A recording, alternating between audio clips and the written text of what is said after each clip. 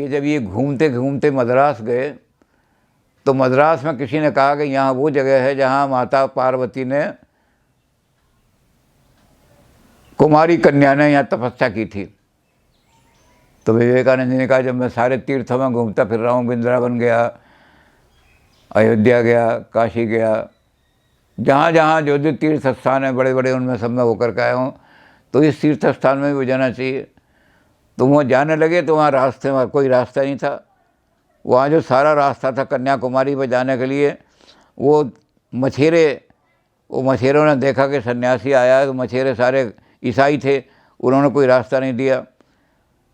तो ये कूद करके समुद्र को तैर करके समुद्र पार करके गए कि मैं ज़रूर भारत माता की, वो माता जो है जिसने भगवान शंकर को भी मजबूर कर दिया कि अपनी समाधि खोल के विवाह करने के लिए, मैं उसके दर्शन ज़रूर करूँगा। और ये वहाँ जा कर के कन्याकुमारी पहुँच गए। अब तो कन्याकुमारी विवेकानंद रॉक मेमोरियल बन गया है बहुत बड़ा, सारी दुनिया वहाँ जा कर के मत्था टेकती है विवेकानंद को। और हिंदुस्तान में जितने भी परिव्राजक हैं, यानी ऐसे सन्यासी जो सारे हिंदुस्तान में घूम घूम कर वेदांत का प्रचार करते हैं, वो वहीं से ट्रेनिंग लेके आते हैं, वहीं उनका शिक्षण मंडल बहुत बड़ा बना हुआ है। लेकिन उस समय कुछ नहीं था वहाँ, तो बस माता कुमारी का, माता पार्वती का मंदिर बना हुआ था। पार्वती खड़ी हुई हैं, तपस्या कर रही हैं भगवान शंकर को प्राप्त करने के लिए। तो विवेकानंद जी वहाँ पहुँच गए। 3 दिन वहाँ इन्होंने तपस्या की।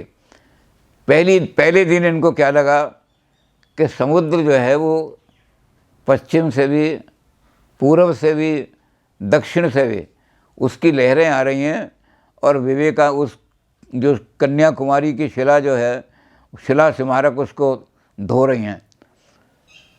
तो विवेकानंद जी ने कहा कि कौन सी शक्ति ऐसी है जिसके चरण समुद्र लगातार धोता है। ये तीनों तरफ से समुद्र आ रहा है और इसको बार बार धो रहा है। ये कौन सी ऐसी चीज़ है? क्या दुनिया में और कोई जगह ऐसी मुझे मिलेगी कहीं देखने जाऊं कि जिसको समुद्र 3 ओर से धो रहा हो? तो पहले दिन तो उनको ये आभास हुआ। दूसरे दिन वहाँ बैठे थे तो वो जो माता थी पार्वती, वो पार्वती भारत माता के रूप में प्रकट हो गई। और भारत माता के रूप में प्रकट होकर के उसने बताया कि मुझे शिव से विवाह करना है। कैलाश पर्वत पर बैठे हैं। विवेकानंद को दूसरे दिन एकदम ज्ञान हो गया कि भारत को अखंड बनाना है सांस्कृतिक दृष्टि से।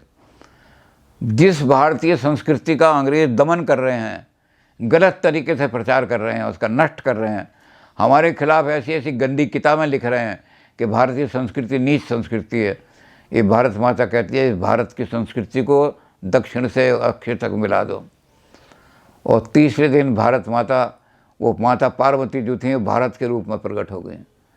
विवेकानंद जी ने देखा कि भारत माता सबसे ज़्यादा दुनिया में पवित्र भूमि भारत माता है, 3 तरफ समुद्र।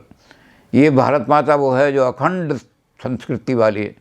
जिस संस्कृति को आज तक कोई नहीं मिटा सका, उस संस्कृति की तरफ ही इशारा कर रही है कि विवेकानंद खड़े हो जाओ, इस संस्कृति को इकट्ठा कर दो, इस संस्कृति को जगा दो भारत को।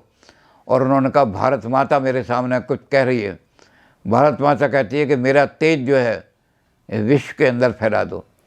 भारतीय ज्ञान सबसे बड़ा ज्ञान है, भारतीय संस्कृति सबसे ऊंची संस्कृति है, भारतीय धर्म सबसे ऊंचा धर्म है।